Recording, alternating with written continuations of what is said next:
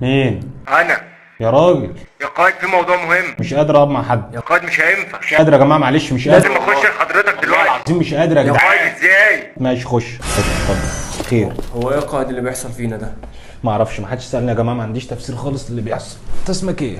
يهوذا. اقعد يا يهوذا اقعد. مش عارف يهوذا بيعملوا معانا كده ليه؟ ده لو قافشين حرامي مش هيعملوا معاه كده. طب ما احنا حراميه. ليه سرقنا منهم ايه؟ ده احنا سارقين ارضهم. ما احنا مش شايلين يا ابني ارضهم، احنا لينا ارضنا، معانا شويه اثباتات وبراهين بنتكلم بيها. اي نعم كلها مزوره بس معانا ورق نتكلم بيه. طب والعمل يا ريس؟ العمل عمل ربنا يا يهوذا. ما احنا ما نعرفش ربنا. احنا مش شايلين يا ابني اننا ما نعرفش ربنا، لان احنا اهل كتاب عادي ومعانا التوراه بنتكلم بيه. اي نعم محرفينه كله بس معانا كتاب نتكلم بيه. طب ما احنا كده ما بنعملش حاجه غير الكلام. ما احنا يا ابني طول عمرنا ما بنعملش حاجه غير الكلام. وانت اسرائيل جديد يلا اطلع يا ريس اسرائيل كلها جديده. اطلع بقى، احنا مش شايليننا جديد. يا ريس يا ريس، طب اي خطه اي حاجه طيب نعملها. مفيش. لا مش هعمل خطط. انا عملت خطط قبل كده وعملنا خط بارليف المنيع الفشيخ الفليق، مضخات ميه على طرطره عساكر جابوا على وشه. بس عملنا الجدار العازل ونجح. ما نجحش ولا حاجه، ده هيطلع في الاخر عازل للناموس، اللي عدى يتقرص بس شويه كلاريتين او تليفاست بعد الغداء ساعتها. يا ريس هو انت بتقول ايه؟ مش عارف، احنا في حاله حرب، انا مش عارف انا بقول ايه ومش عارف اعمل ايه يا جماعه.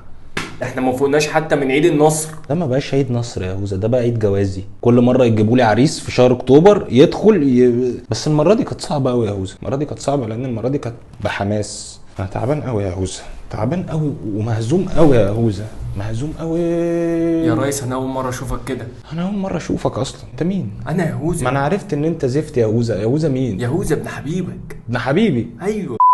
وصايد هي دي اللي بوظت الجيش كله، جابته على وشه. دي اللي خلى حريم يا يهوذا تحارب معانا، مش هيخليك انت. نورت الدنيا يا يهوذا. قمت امتى للجيش؟ امبارح يا ريس. نورت يا يهوذا، وشك حلو علينا قوي يا ريس انا كنت جاي اقول لك ان احنا وصلنا 600 قتيل. 600 قتيل؟ 600 قتيل. احنا بلدنا يا ابني فيها كام 600 عشان يقتلوا احنا كلنا 640 اساسا. هم بقى ال 40 الباقيين دول عزمهم على العشاء او هات لهم جيفتس كتير، حاول تلهيهم يعني نسيهم.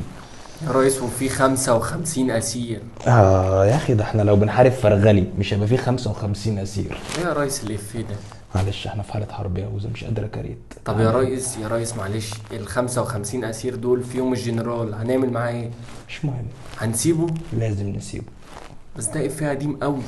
حالة حرب يا يهوذا، مش قادر اكتب افيه جديد، تعبان دماغي وجعاني قوي يا يهوذا، تعبان قوي يا يهوذا. طب واللي بيحصل في اسكندريه ده بقى؟ ده افيه بقى، ده افيه. انا المفروض اسيب مشاكل الجبهات وغزه وحماس وحدودي مع الدول وانزل محطه الرمل بقى اغير جو واقعد على قهوه حمود افهم ايه اللي بيحصل. انا تعبان قوي يا يهوذا، تعبان قوي ومهزوم قوي يا يهوذا. انا مقدر انك تعبان ومهزوم، بس احنا هنعمل ايه ولا هنروح فين؟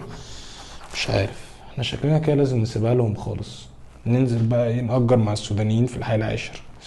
بس اللي هيعمل لي مشاكل هناك هطلع والله العظيم. رجاله الموقف ما بترحمش، لا عربيات السابق ولا عربيات المقطم، محدش يعمل مشاكل خالص. ها فاهم يا يهوذا؟ اطلع بره يا يهوذا، انا عايز ابقى لوحدي خالص. انا مكسور قوي يا يهوذا، مكسور.